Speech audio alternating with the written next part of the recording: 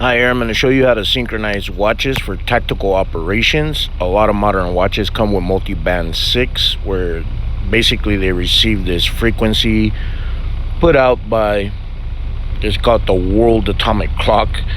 But if your watch doesn't have it, you can still synchronize your watches with the World Atomic Clock. Basically what you do is you type in time.gov, the website pops up, and here you have all the time zones. Also, this is for other countries. If your country has the atomic world clock, you can research it where you're at.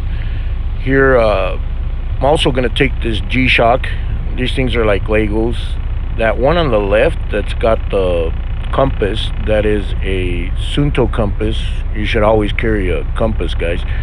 But the one on the left is a GX56. It's referred to as the King. The one on the right is the Mudman 96,000. It's basically blacked out screen. Both of these are. The Mudman is designed off of the GX56, the King, which is this one right here. You can crank these things up a notch and go full metal. This is titanium. It matches basically what I wear, a lot of subdued nature type colored clothing, you know, greens and browns. There it is. Better than a Rolex. Catch you guys on the next episode.